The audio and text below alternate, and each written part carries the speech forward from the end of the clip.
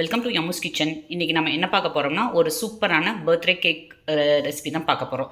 So ஒரு chocolate cake தான் நம்ம செய்ய போகிறோம். அதுக்கு பேஸுக்கு ஃபஸ்ட்டு நான் சாக்லேட் ஸ்பாஞ்ச் கேக் பண்ண போகிறேன். ஸோ அதுக்கு தேவையான பொருட்கள்னு பார்த்தீங்கன்னா மைதா 3/4 cup, cocoa powder 1/4 cup, baking powder 1 teaspoon, baking soda 1/2 teaspoon, அப்புறம் ஒரு 3 எக்ஸ் எடுத்துக்கோங்க, vanilla essence 1 teaspoon, powder sugar 1 cup. So powder பண்ணி வச்சுருக்கேன். ஆயில் 1/4 கப், 1/4 கப், அப்புறம் மில்க் ஒரு 1/4 கப். இதுதான் சிம்பிள் அண்ட் பேசிக்கான சாக்லேட் ஸ்பாஞ்ச் கேக்கான ரெசிபி. ஸோ வாங்க எப்படி பண்ணலாங்கிறத பார்க்கலாம். ஸோ ஃபஸ்ட்டு ஒரு 3 எக்கு பவுலில் உடச்சி ஊற்றிக்கோங்க. ஸோ இந்த எக்கு கூட வெனிலா எசன்ஸ் 1 டீஸ்பூன் ஆட் பண்ணிக்கோங்க. ஸோ இது அந்த எக்கோட ரா ஸ்மெல் போகிறதுக்காக. ஸோ இப்போ இதை பீட்டரை வச்சு ஒரு 1 மினிட் நல்லா பீட் பண்ணிக்கோங்க. நான் உங்களுக்கு பீட் பண்ணிவிட்டு காட்டுறேன்.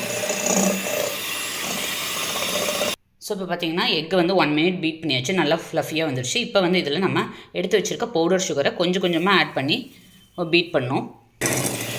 ஸோ நான் பவுடர் சுகர் கொஞ்சம் கொஞ்சமாக ஆட் பண்ணி பீட் பண்ணிட்டேன்.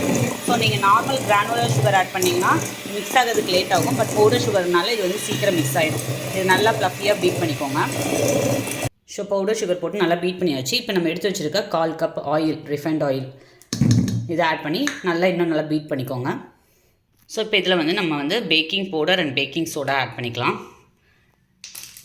ஆட் பண்ணிவிட்டு இது கூட நம்ம சளிச்சு வச்சுருக்கேன் ஆல்ரெடி மைதா மாவு, இதையும் கொக்கோ பவுடரையும் ஆட் பண்ணி மெதுவாக மிக்ஸ் பண்ணிக்கலாம். கொஞ்சம் கொஞ்சமாக ஆட் பண்ணிக்கோங்க. ஸோ கொக்கோ பவுடர்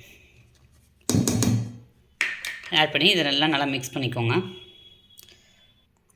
ஸோ மைதா மாவு கொஞ்சம் கொஞ்சமாக ஆட் பண்ணி கட் அண்ட் ஃபோல்ட் மெத்தடில் மிக்ஸ் பண்ணிக்கோங்க ஸ்பேச்சுலா வச்சு.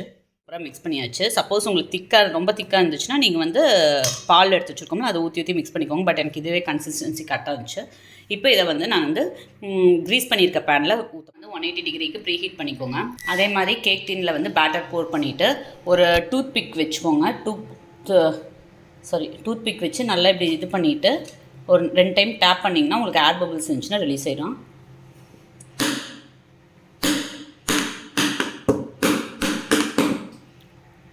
இப்போ இது 35 மினிட்ஸ் to 40 மினிட்ஸ் நம்ம பேக் பண்ணலாம். நான் இதை பேக் ஆனதுக்கப்புறம் உங்களுக்கு காட்டுறேன். ஸோ இப்போ ஒரு 40 மினிட்ஸ் செட் பண்ணியிருக்கேன். பட் நம்ம ஒரு 35 மினிட்ஸ்லேருந்தே செக் பண்ண ஆரம்பிச்சிடலாம். 30 மினிட்ஸ்லேருந்தே. ஸோ நான் அது பேக் ஆனோன்னு உங்களுக்கு ஓப்பன் பண்ணி காட்டுறேன். பார்த்திங்கன்னா நான் இன்றைக்கி விப் டாப்பிங் எடுத்திருக்கேன்.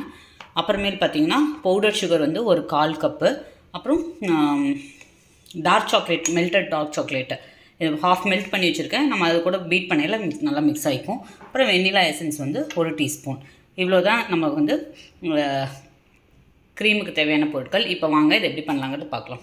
So whipping cream 1 cup, vanilla essence 1 teaspoon, powder sugar, நீங்கள் கிரானுவல் சுகர் கூட ஆட் பண்ணிக்கலாம். பட் அது உங்களுக்கு பீட் மிக்ஸ் ஆக ரொம்ப நேரம் ஆகுங்கனால பவுடர் சுகர் ஆட் பண்ணியிருக்கேன். இது கூட டார்க் சாக்லேட் ஆட் எல்லாத்தையும் நல்லா திக்க கன்சிஸ்டன்சி வர அளவுக்கு பீட் பண்ணிக்கோங்க. நான் அதை உங்களுக்கு பீட் பண்ணிட்டு காட்டுறேன். சூப்பராக பேக் ஆகிடுச்சு. நான் அன்னிவனாக அந்த இதெல்லாம் கட் பண்ணிவிட்டு அதை அடியில் வச்சுட்டேன். இப்போ அப்சைட் டவுனாக மாற்றி வச்சுருக்கேன். பாருங்கள், நல்லா சாஃப்டாக சூப்பராக இருக்குது.